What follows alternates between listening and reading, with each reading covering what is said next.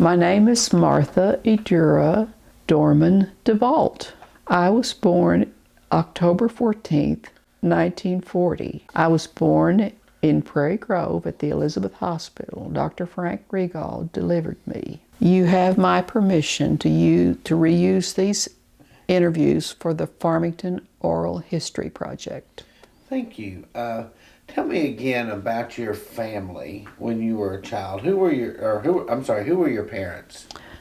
My parents were Eugene Dorman and Naomi Dorman. My mother, do you need my mother's maiden name, or do you need any more information than that? Just give me your mother's maiden name. Her maiden name was Castile.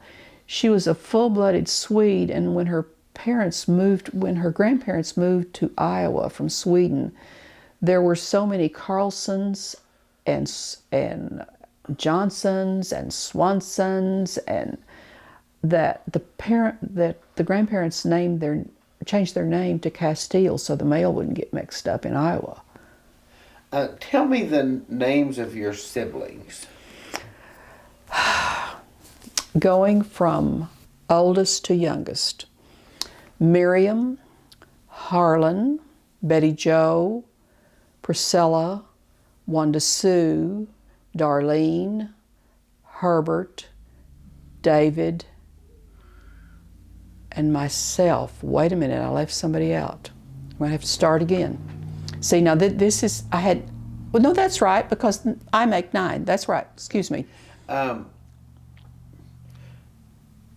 Tell me again, just briefly, about your family's business. What business was your family in? Well, they were in the farming business, but an important business that they were engaged in was a business called an apple evaporating business. And this business belonged first to my mother and her first husband, and it was known as the Smith Evaporating Company. In fact, I think I even remember my mother saying that they were listed in the Dun and Bradstreet book on the New York Stock Exchange. It was a big business during the time because it provided food. It provided dried apples for people, and they could be shipped all over the United States. It provided a market for the people who grew apples in the region. It provided work for people who needed work. And then when my mother's first husband died, and later she married my father after his first wife died, she told a real funny story about what was going on in the neighborhood at that time. All the neighbors took a keen interest in whether or not Eugene Dorman would marry Naomi Smith or whether she would marry Mrs. Harriman. And my mother would often say, well, Izetta Gibson popped up all the popcorn in Bethel Grove trying to get your father to marry Mrs. Harriman, but he chose me. So the operating business, I can return to that, continued. My mother and my father continued to operate the apple evaporating business, but it soon closed, and then they were just involved in producing fruit, apples, grapes, peaches, strawberries. And strawberries were very important to me because I loved the strawberry season, playing in the strawberry patches and picking strawberries. Tell me about your part in the family business. What would you as a young kid do to help? Well, I guess I tried to stay out of the way most of the time, but I did help. I picked strawberries, but I think I did that because my parents wanted me to learn how to work. And they paid me just like they paid the hands. And I saved the money. I saved some of the money to buy fireworks for 4th of July, but I also spent money on the way home from the strawberry patch to our home. There was a country store that was located between the place where the strawberries were grown and the place where we lived, and I always looked forward to stopping there and getting a big cold RC Cola and a candy bar with some of the money that I made.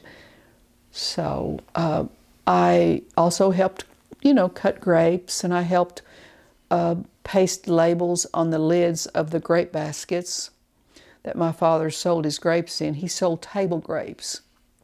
He grew Moore's Early, and the labels that were Moore's Early were clearly labeled Moore's Early, and those labels had to be pasted to the lids on the grape baskets. And he grew Concord grapes, and he had labels for Concord grapes as well. And they always, the labels had the name Farmington. I believe they had Farmington, Arkansas on them, and I know they had his name stamped on them. So the people who bought them knew where they were getting them and who grew them.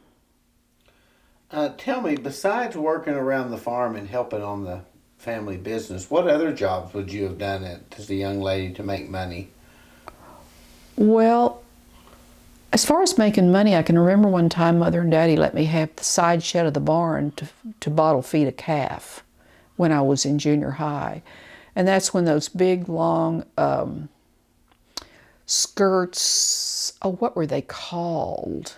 We wore bobby socks, and we wore these big, long felt skirts. I think they were called poodle skirts, but I didn't buy one that had a poodle on them. I bought one that was a little bit nicer, and I got it at Camel and Bell's on the department store on the square. But I saved up my money. I bottle fed the calf, and I saved up my money, and I bought that poodle skirt. And I think I made $20, and at that time I spent $20 for that skirt, and that was a lot. But I've always enjoyed nice clothing, and I've always chosen to spend money on nice clothes rather than some other things I could spend money on. And I did other things. I worked other jobs on the farm, but that was the one I remember them paying me for. I didn't routinely get paid, except if I was working in the hand with the field hands, I would get paid what they got paid. But as far as other chores I did, like when they had dairy cattle, and there was a chore I remember because it was every day I had to do it. I had to carry water from the hydrant in the backyard to a big barrel in the front yard. I think it was made out of wood, a wooden barrel in the front yard, because that's where the milkman would come by for the milk. Well, they milked the cows, they strained the milk into the milk cans, and then they would put the milk cans in the cool water from the well that I had to carry from the hydrant in the backyard because there was none in the front yard. We had a gasoline-powered engine that pumped water from our well into a big tank that served all of our water needs, whether it was on the farm or in the house, because we did have plumbing in the house. But we didn't have it in the front yard, so I had to carry the water to the front yard because that's where the pet milk, we sold milk to the pet milk company, and the pet milk people would send a truck out and they would pick up the milk, and then we had to keep the milk cool in the water that I would carry to the front yard. What are some of your early memories of the Farmington community? See, I grew up in Bethel Grove, so I don't, unless you consider Bethel Grove Farmington community, and I guess you do because the school soon consolidated, the Bethel Grove school soon consolidated with Farmington, so we were involved with the Farmington school. My father was really involved with the Farmington school when he worked to save the school from consolidation in the maybe 1947, 48 year. I can't remember exactly. The Bethel Grove School had completely consolidated with Farmington during this time, and the Farmington School was told that they would have to consolidate with Fayetteville unless they could meet the required enumeration. So my father worked not only in the city of Farmington, but throughout all the district, which included other rural schools that had consolidated with Farmington, and I'll see if I can name them. Of course, Bethel Grove, Walnut Grove, Highland, White Rock, and Savoy. I think I've named them all. So he went throughout the area that included the Farmington School District and got the census that was required to keep the school. And we were all very proud, you know, of the fact that he took the time to do that. And I think many people in the community were proud as well, proud that the school was going to stay. But then in the late 1960s, early 70s, consolidation came up again. But this time it didn't have anything to do with the census. It had to do with financial problems and some sentiment in the community that the school should go to Fayetteville.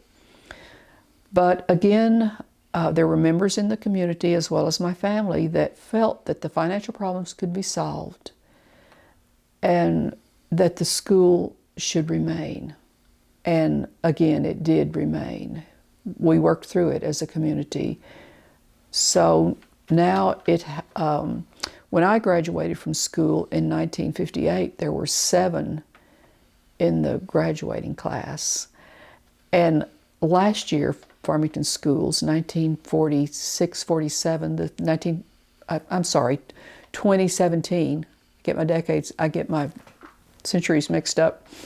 In 2017, the Farmington Schools graduated, I think, 178 students. Tell me about your mother's basketball. She played basketball, you mentioned. Tell me more. Well, when my mother's people moved from Iowa to northeast Oklahoma and lived in Norman, Oklahoma, one of her older brothers, she had 3 older brothers, one of them coached the girls' basketball team at the University of Oklahoma in Norman, and she played on the basketball team. She wore a midi blouse and long bloomers. I have a picture of her basketball team. It's just wonderful. About what year would that have been? Okay, she was born in 1895, so that would have probably been in somewhere between 1910 and 1920. I can't be for sure. And tell me, what was basketball like when you played? It's a lot different than it is now when you played at Farmington. Well, when my mother played basketball, the court was divided into 3 parts.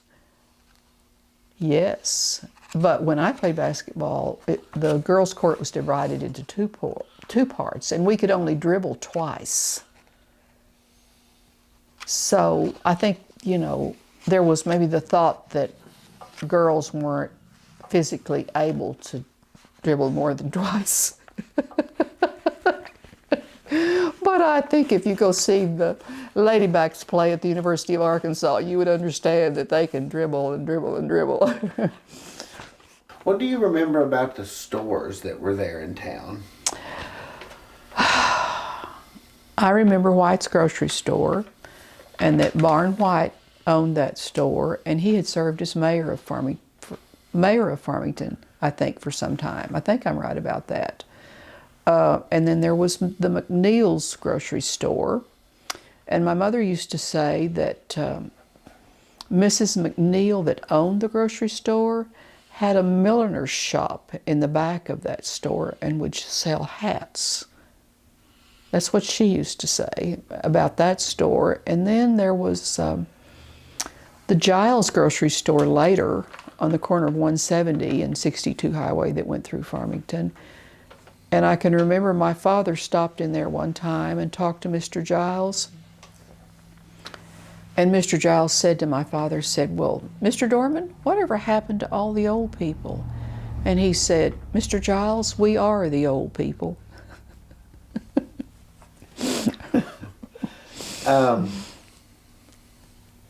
Talk about, again, the school you attended as a young child and then later when you moved.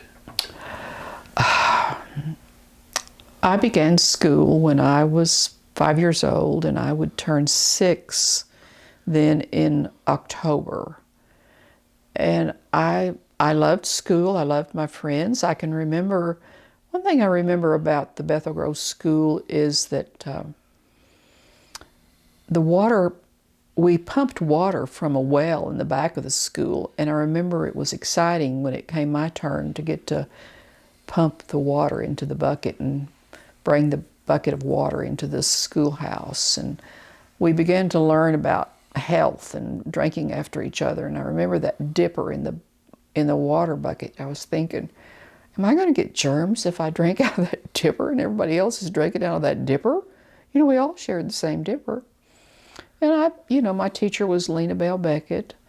Of course, I loved her. She lived, the home where she lived, she had to go past our home to get to Bethel Grove to teach, and she would often stop and pick me up. So Mother wouldn't have to take me down there. You know, there were no school buses that ran to the Bethel Grove school. You either had to walk or your parents took you, or in my case, my teacher stopped and got me. And I remember Lena Bell really well. I often visited with her in later years after I was much older and she was much older. I stopped to see her. Yeah. Tell me what it was like going to school there. Some of your friends and what you guys would do. Well, the friends I remember were Mary Lee Davis, whose parents, Richard and Henrietta Davis, rented the store building from my parents and ran the general store that existed in Bethel Grove at that time. Mary Lee Davis, Jeannie Doms, Willie Mae Stapleton. I also went to church with the Stapleton girls and with Jeannie and Willie Mae, and then Willie Mae's sister, Wanda Lee Stapleton. I remember that I can't really remember the names of other children. There was a boy named Gilbert Perkins and a boy named Gerald Clayton. He had an older brother, Harold Clayton, that was a friend of my brother Herbert's. But I remember feeling like it was just a grand place to be, although looking back at the pictures, I don't think it was very grand.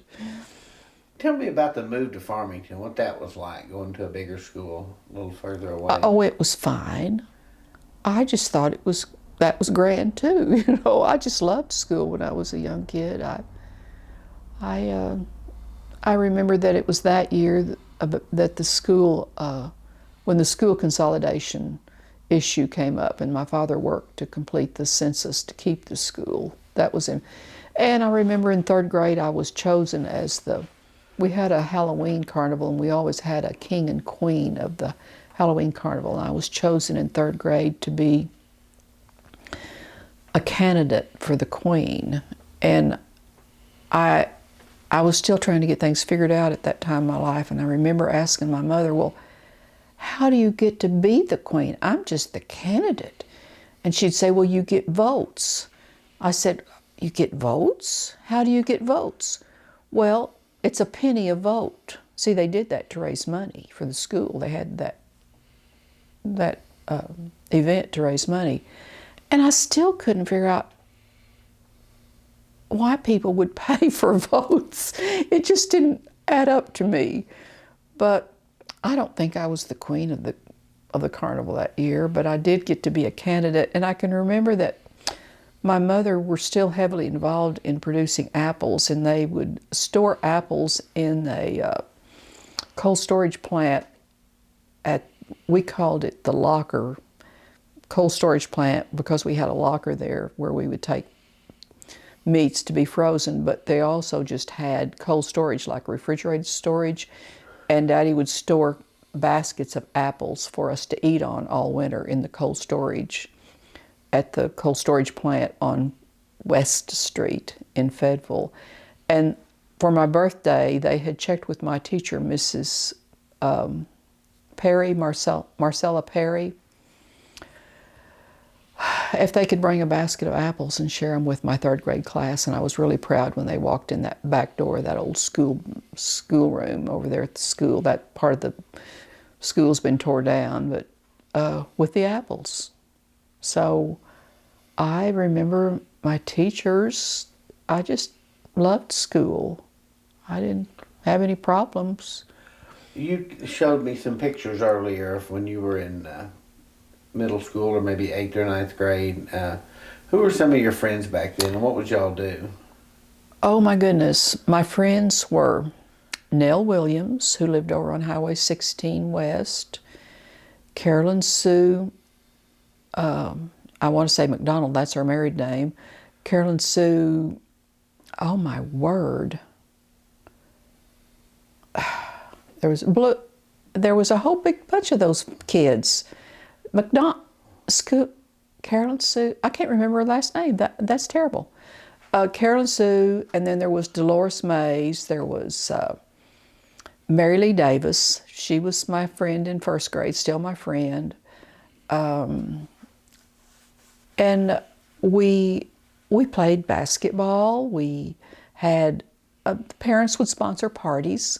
One time my parents sponsored a weenie roast out in our backyard, and all the girls came, and they got to be part of a bunking party, and the boys came, and they got to be part of the party, but they didn't get to be part of the bunking party.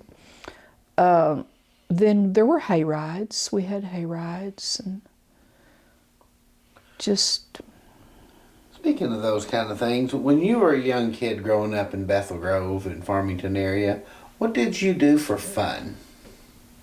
What did I do for fun? I read, I played games, I could entertain myself with a jumping rope, or I could play Monopoly with my neighborhood girlfriends. I could go swimming at the swimming hole. We had a swimming hole down at the Illinois River that was 2 miles west of our house, and after I learned to swim and learned to drive a car, my mother would let me take the car and go swimming, and I would stop and pick up neighborhood friends, and we would go to the swimming hole, and it was a great adventure to go down there all by ourselves. But we were safe. It was safe to do things like that, to allow your children to do things like that back then. If you could swim, you could go swimming. You know, you didn't have to worry about anything else happening. So that was fun. What would your parents and their friends do for fun? My parents, what they would do for fun? You see, my parents were so old when I was born. And if they talked about that, I don't remember. I really don't remember. I do have a little aluminum cup that my mother's mother bought for her to take on the train when they would go from Iowa to northeast Oklahoma. My mother's people lived in Iowa, and they moved to northeast Oklahoma because my mother's people wanted their children to be close to the University of Oklahoma in Norman, Oklahoma. And they lived close to Norman, Oklahoma, and they would go back and forth on the train to visit relatives in Iowa. And Mother, you couldn't get water unless you had a cup. So you had to take your own cup. And I have that little aluminum cup, and I have a note in it that tells about that.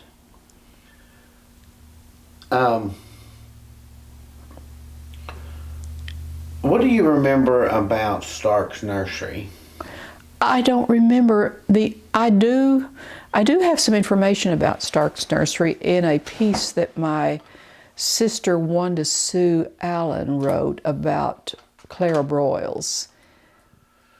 Just a little bit of remark about that nursery. And I know it existed, and I can remember the Hickmans working in the Stark's Nursery business over in Farmington. And my friend Margie Ruth Hickman, that's one of my friends I forgot to name. I don't remember much about it. Um, what are some of the noteworthy things you remember of talking about the Farmington town area, about how it's changed from a little bitty town with a small road through it and a couple stores now to this big, medium-sized city there? I mean, what are some of the things that you remember kind of and noteworthy of how the growth of the town? The things I remember about the noteworthy growth of the town.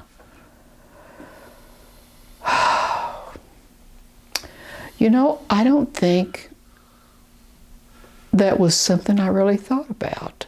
And I still don't think about it. I just think it's progress. I just have an overall view that it was just progress. People were moving here because it was a good place to live, so the road was going to have to get wider and there were going to be more houses built and the school was going to get bigger. But I think I just kind of evaluated why that was happening and don't remember details. I do have a bit of a bone to pick with the way I don't know how to say this. It seems like there's too many car lots in in Farmington. There's too many car lots in Farmington. And I did complain to Ernie Penn one day about it when I was in the bank. I said, Ernie, do we have to have all these car lots? It's going to be called Car Lot Town. He said, well, we have started requiring that they pave the lots. I thought, oh, well, I guess people have to sell cars and buy cars, but I think there are too many car lots in Farmington. What other stories can you think of maybe that you haven't talked about that are interesting about the Farmington school and the city and this Bethel Grove area? Maybe do you want to tell? Stories about the school. The city. Well, I just feel like I belong there, and I feel like the people who move here feel like they belong here, even though they haven't lived here all their life like I have. Now that's an odd observation, but I have grown to know a lot of the people who have moved here through the Methodist Church over at Farmington that I belong to, and they're really nice people. And I don't look at them as outsiders. I feel like they belong here. Maybe that's an attitude of mine. I don't know. Before I forget, you live basically at the end of Jim DeVault Road. Yes. Tell me, why is this named, who is Jim DeVault and why is this named Jim DeVault Road? Well, the road was named after my late husband, Jimmy Don DeVault. And it got that name through the database in the Washington County Road Grader Department. Because when the road grader, it was a dirt road at one time.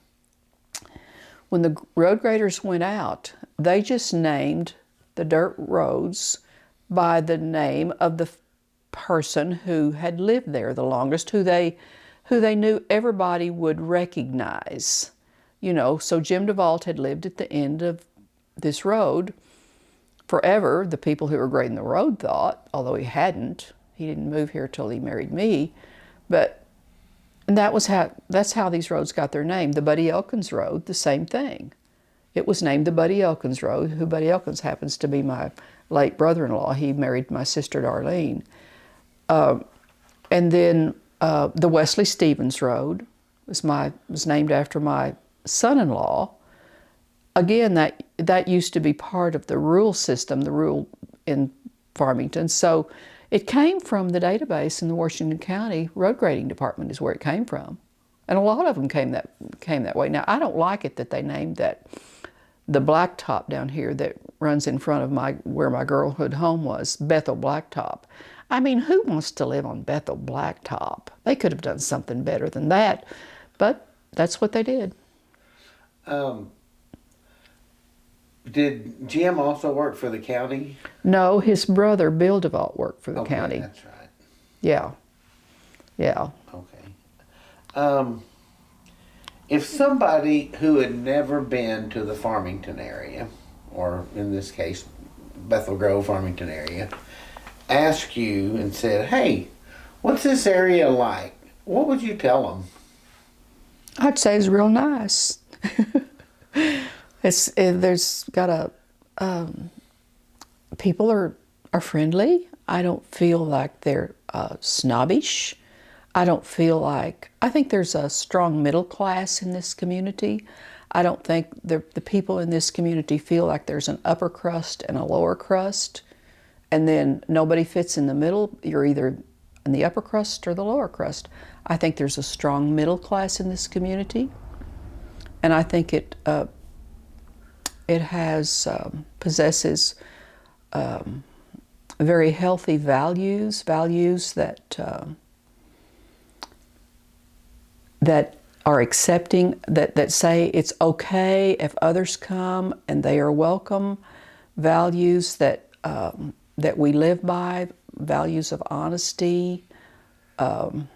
We're straightforward. We love others and welcome them, I think. But maybe that's me. I don't know. Maybe others don't feel that way. Finish this sentence for me. My favorite thing about Farmington is... My favorite thing about Farmington is that it's my home.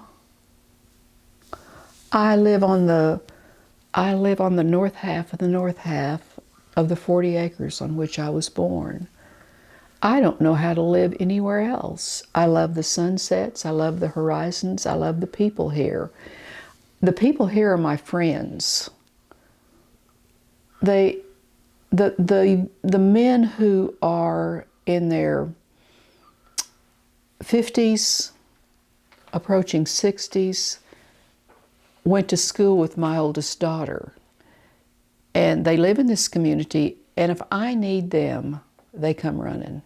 I mean, that's a treasure.